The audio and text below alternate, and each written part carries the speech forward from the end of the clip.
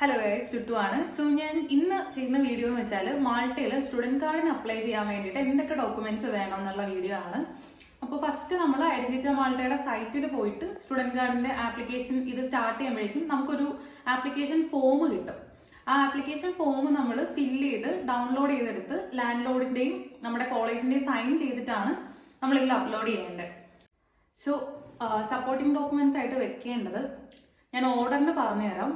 ആദ്യം വെക്കേണ്ടത് travel and identity documents. അതിൻ്റെ അകത്ത് നമ്മൾ ഫുൾ പാസ്പോർട്ടിന്റെ കോപ്പിയാണ് വേണ്ടത്. അതിൻ്റെ അകത്ത് ഫുൾ ബ്ലാങ്ക് പേജസ് വരെ ഇൻക്ലൂഡ് ചെയ്തുള്ള കോപ്പിയാണ് വേണ്ടത്. അത് നാട്ടിൽ നിന്ന് എടുത്തിട്ട് വരേണ്ട ആവശ്യമില്ല. ഇവിടെ വന്നിട്ട് ആ വിസ അടിക്കുന്ന പേപ്പറൂടെ വേണം. അതുകൊണ്ട് വെച്ചിട്ടാണ് എടുക്കേണ്ടത്. പിന്നെ കോഴ്സ് ഇൻഫർമേഷൻ, അതിൻ്റെ അകത്ത് നമ്മുടെ കോളേജിൽ നിന്ന് തരുന്ന ഡോക്യുമെന്റ്സ് ആണ്. അതായത് അക്സെപ്റ്റൻസ് ലെറ്റർ, പിന്നെ ഫുൾ ഫീസ് അടച്ച റെസീപ്റ്റ് അവിടെ നിന്ന് തരുന്നത്. അങ്ങനെ കോളേജിൽ നിന്ന് എന്തൊക്കെ ഡോക്യുമെന്റ്സ് അവർ തരുന്നുണ്ടോ അതെല്ലാം. പിന്നെ മീൻസ് ഓഫ് സബ്സ്റ്റൻസിൽ വരുന്നത് നമ്മുടെ ബാങ്ക് സ്റ്റേറ്റ്മെന്റ് ആണ്. അതിപ്പോൾ നമ്മുടെ ഫാദറോ മദറോ ആണ് നമ്മുടെ സ്പോൺസർ എങ്കിൽ അവരുടെ ബാങ്ക് സ്റ്റേറ്റ്മെന്റും, അല്ല നമ്മൾ സെൽഫ് സ്പോൺസർ ആണെന്നുണ്ടെങ്കിൽ നമ്മുടെ സ്റ്റേറ്റ്മെന്റും വെച്ചാൽ മതിയാവും. നമ്മൾ എടുക്കുന്ന 3 മാസത്തിന്റെ സ്റ്റേറ്റ്മെന്റ് ആണ്, ഈ കമ്മിങ് 3 മാസത്തിന്റെ സ്റ്റേറ്റ്മെന്റ് ആണ് വെക്കേണ്ടത്. പിന്നെ ഹെൽത്ത് സ്ക്രീനിങ്, അത് നമ്മൾ ഇവിടെ വന്നതിന് ശേഷം എടുക്കുന്ന മെഡിക്കൽ ഡോക്യുമെന്റ്സ് ആണ് വെക്കേണ്ടത്. അതിപ്പോൾ ഓരോ കോഴ്സിനും ഡിഫറെന്റ് ആണ് ആ ഡോക്യുമെന്റ്സ്, അത് ജസ്റ്റ് ഒന്ന് ശ്രദ്ധിക്കണം. പിന്നെ ഹെൽത്ത് ഇൻഷുറൻസ് ശരിക്കും നമ്മൾ അവിടെ കൊണ്ടുപോയി സബ്മിറ്റ് ചെയ്താൽ മതി. ഇതിൻ്റെ അകത്ത് ആഡ് ചെയ്യേണ്ട കാര്യമില്ല, അപ്ലോഡ് ചെയ്യേണ്ട കാര്യമില്ല. പിന്നെ അക്കോമഡേഷൻ, ഇതിൻ്റെ അകത്ത് ഏറ്റവും ഇമ്പോർട്ടൻ്റ് ആയിട്ടുള്ള ഒരു ഡോക്യുമെന്റ് ആണ്. കിട്ടാൻ ടൈം എടുക്കുന്നതും ഇതിനാണ്. ഇതിൻ്റെ അകത്ത് നമ്മൾ വെക്കേണ്ടത് നമ്മുടെ ഹൗസിംഗ് അതോറിറ്റിയും അതേപോലെ നമ്മുടെ ഓണറുമായിട്ട് നമ്മൾ ചെയ്യുന്ന ലീസ് എഗ്രിമെന്റും ആണ്.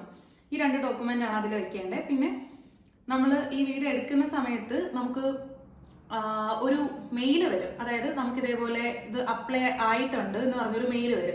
ആ മെയിലിന്റെ സ്ക്രീൻഷോട്ട് എടുത്ത് അതും നമ്മൾ PDF ആയിട്ട് അപ്ലോഡ് ചെയ്യണം ഈ ഡോക്യുമെന്റ്സിൽ. പിന്നെ നമുക്ക് അതർ ഡോക്യുമെന്റ്സിനകത്ത് വേണമെങ്കിൽ നമുക്ക് ഇൻഷുറൻസിന്റെ ഡോക്യുമെന്റ് ഒക്കെ വെക്കാം. നമുക്ക് എക്സ്ട്രാ എന്തൊക്കെ ഡോക്യുമെന്റ്സ് ഉണ്ടോ അതൊക്കെ നമുക്ക് ആഡ് ചെയ്ത് കൊടുക്കാം. ഇത്രയാണ് നമുക്ക് മെയിൻ ആയിട്ട് ഡോക്യുമെന്റ്സ് വരുന്നത്.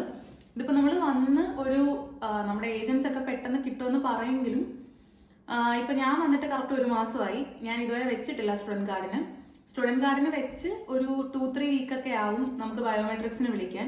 ബയോമെട്രിക്സിന് വിളിച്ച് പിന്നും ഒരു 1 മാസം 1.5 മാസം ഒക്കെ എടുക്കുന്നുണ്ട് ഇപ്പൊ പിള്ളേർക്ക്. അപ്പൊ കറക്റ്റ് ആയിട്ട് എനിക്ക് സ്റ്റുഡന്റ് കാർഡ് കിട്ടുമ്പോൾ ഞാൻ അപ്ഡേറ്റ് ചെയ്യാം എങ്ങനെയാണെന്നുള്ളത്. അപ്പൊ ഇത്രയാണ് സ്റ്റുഡന്റ് കാർഡ് വെക്കാൻ വേണ്ടിയിട്ടുള്ള ഡോക്യുമെന്റേഷൻസ്. സോ വരുന്നവരെല്ലാം ഇത് കറക്റ്റ് ആയിട്ട് നോക്കിയിട്ട് ചെയ്യുക. സ്റ്റുഡന്റ് കാർഡിന് വെക്കുക, എത്രയും പെട്ടെന്ന് വെക്കാൻ പറ്റുമോ അത്രയും പെട്ടെന്ന് തന്നെ വെക്കുക.